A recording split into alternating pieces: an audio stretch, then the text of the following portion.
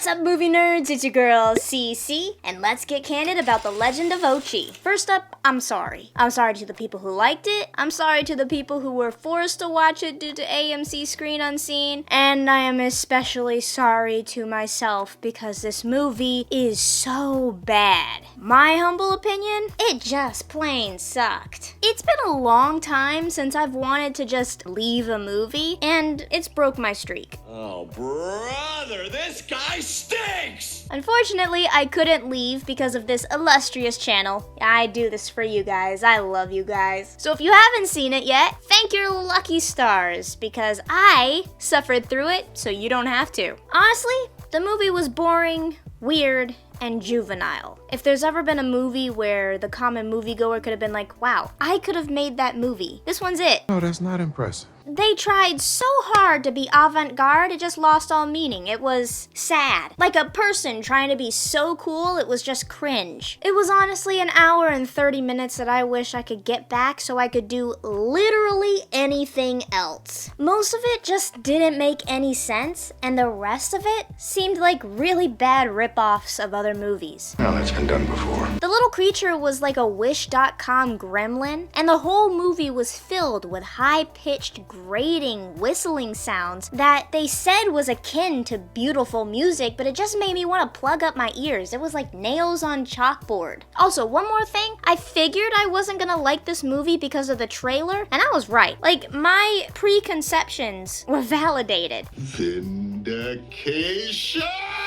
And it's been a while since that's happened. But you know, that's just my initial review of the movie. Keep on watching to see the full review and whether or not you want to give this movie a shot. Be aware, there will be spoilers and the reasons for the rating. You have been warned.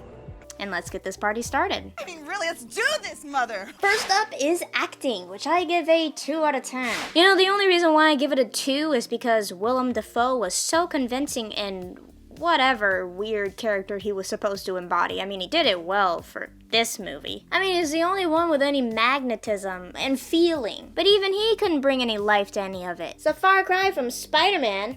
I'm gonna finish her nice and slow.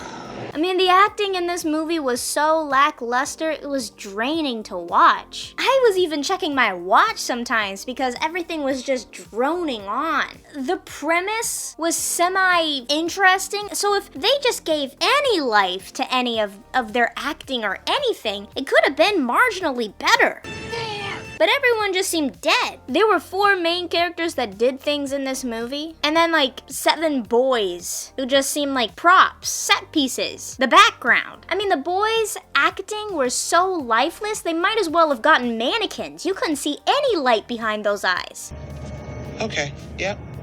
Room full of nightmares. Not going in there. Yes, there were times where you had a little chuckle here and there, and the acting was semi-good, but it was so few and far in between, it might as well have been non-existent. Well, I'm just playing tennis against the drapes here. Next up is story and script, which I give a 1 out of 10. This was worse than the acting, believe it or not. I mean, it kinda has to be. If you have a really bad story, even if the actors wanna be good with the acting, it's really hard. Most of the story made no sense, and it was so flimsy, it was like reading a wet newspaper in the wind. An exercise in futility. The story was clumsy, clomping and limping around, with only the slight cuteness of the Ochi and the 2 big-name actors to hold it up like a crutch. You had so many questions throughout this movie, and it was only compounded as time went on, and almost none of it was explained by the end. I don't get it. Truly, they had one idea for this story, and that was, let's make a cute creature who can sing and harmonize with itself, and let's bring it home. And then they tried to form a story around all of that. And that one idea is not enough for a whole story. It's a garnish at best. And they tried to make it a whole daggum meal, to the detriment of this movie. What are you? An idiot sandwich. Plus, making the main girl character so unlikable, a simple, greasy wild child, is just criminal. Honestly, you were rooting for absolutely nobody in this movie besides the credits. Why did you make me do this? Now for the theme, which I give a 4 out of 10. It was a coming-of-age theme, but it was executed so poorly and weirdly that it just wasn't great. Thanks, but I think I'll pass. I have seen so much better coming-of-age stories. You don't need to watch this one for the theme. I mean, it works for the movie, I guess, but that's only because it literally couldn't be anything else. She was born that way. Now for the details, which I also give a 4 out of 10. Surely the only good thing about this movie, because the world felt mostly lived in and real, where the humans were located, and the forest and the Ochi's lair were, neat enough. Nice place you got here. Plus, kudos to the filmmakers for using practical effects instead of CGI for the Ochi. Made the creature feel more real, and I love it when movies don't heavily rely on CGI for things that can be practical. Nice. But unfortunately, that's where the good things end. The girl's room makes no sense at all considering her upbringing. I mean, where would she even find rock stuff in this town that seems like it's 40 years in the past? It just seems so unrealistic it sucked you out of the movie. Like, what? That is so unrealistic. Also, the cave drawings in the Ochi's lair looked way too new, like somebody painted it yesterday. And why does everyone seem hot and cold at the same time? Like, the environment seems cold because everyone's wearing like winter clothes and junk. But then everybody starts taking off clothing items, wading in the river and the lakes, and they seem just fine. They're not shivering or anything. I'm freezing. Not to mention, they act like the world is big. I think it was meant to be big, but everything happened in such a small radius that a girl can run away with like a 12 or 24-hour head start, still has the Lost Boy Brigade breathing down her neck in a matter of minutes. How did they catch up to her so fast? What was she doing, running in circles? So just tell me honestly, are we lost? Now we're getting into the nitty-gritty of the full review. So here's your spoiler warning right now. Spoiler alert. And let's get into the reasons for the rating. So this movie is a PG fantasy/adventure movie. And yeah, I suppose it's PG. And yeah, I suppose it's fantasy, but it's definitely not an adventure. Let's talk about that. First up, there's no sex content in this movie, thankfully. I don't think I could handle that in this. Drugs and alcohol. The only drugs that were used in this movie were cigarettes, and by one character alone that I could see. There was no alcohol. Language. So there's only 3 swears in this movie, but it was really weird that all of them were the S word, right? Like, that's a pretty intense word to use in a PG movie. Also, I think the A word could have been used a couple of times, but due to Willem Dafoe's accent that he used for this character, it's unclear. I really don't know. Time for violence. So guns and spears were used to attack the Ochi in the beginning of the movie. Nothing got struck or hurt. The aim of the characters in this whole entire movie is like the stormtroopers. You couldn't hit the broadside of a barn. A young Ochi got caught in like a bear trap in the beginning of the movie and hurt its leg. There was a good bit of blood, actually. The Ochi then bites the girl later on because it was scared, and the wound gets pretty bad due to the Ochi being venomous. The girl then walks into like a booby trap and then falls down the hole. It was like a pitfall, and then she knocks out. Once taken back to a cabin by her mother, she is given an antidote to the poison using a comically large needle.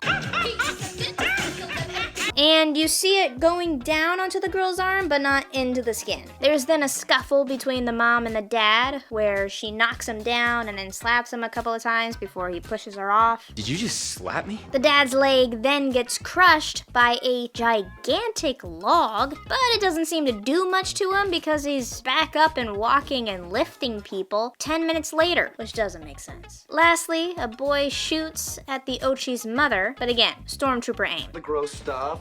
This is the worst offender for this movie. I don't think it's where the PG rating comes from. I think the PG rating comes from like the violence, but this is still the worst part of the movie. The movie was just bad all around, but this kind of made it a lot worse. When the girl gets bit by the Ochi, the wound looks pretty bad and gets purple quick and like engorges her arm.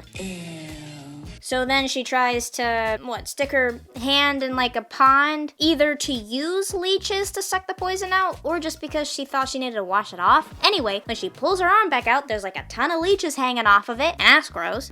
Ew. Then they look at the wound, and the wound starts pulsating. Ooh, it was just gross. It was weird. Why would venom do that? The Ochi and the girl then eat a couple of bugs. You literally see a bug crawl into the girl's mouth at one point. Disgusting. Then she picks nose. The girl, the actor, picks her nose and then marvels at the bounty she drew from it. Oh, gross! That was on screen. Vomit is one thing. You can make a case for vomit, but that? Please. Juvenile.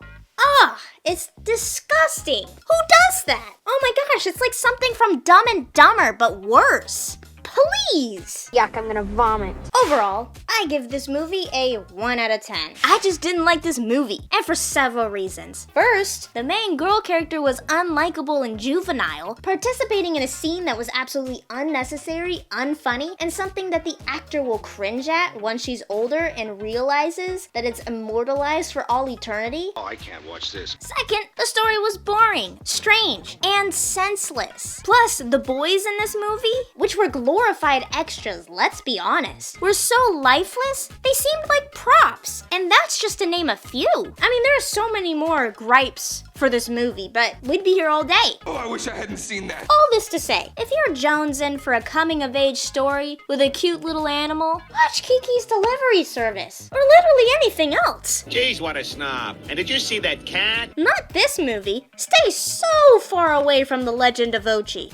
Which is another thing. Why do they call it The Legend of Ochi? This story is so far from a legend, it's crazy. The movie itself was not mysterious. There was no mystery. There was no wondering who the Ochi was. You see it in the first 10 seconds of the movie. Where is the mystery in all this, my friend? I mean, literally everything that the people think about the Ochi is basically true, except for little differences here and there. There's no legend. It's just, here's my specific story of an Ochi. That should be the title. The specific story of a certain Ochi. Wrap that up and give it to a child on Christmas, because we're done. Anyway, thank you all so much for watching this review. If you want to see any other movie, please comment down below, or comment anything, I will answer. Also, please share this with your friends, and like and subscribe so I can keep making videos like this for you. Every Friday I have a new review, so if you want to see something specific, comment down below. Also, Mondays were 1-minute stub reviews, but we've run out of stubs to review, so it'll be something else soon. As soon as I can get some more mics, we'll have something fun coming to Mondays. But if you want to see any of the 1-minute stub reviews as real reviews, you know what to do. Again, thank you so much for watching. And just remember, right here on Candid Cinema, it's okay to talk, it's okay to text, and I will CC you later. Bye!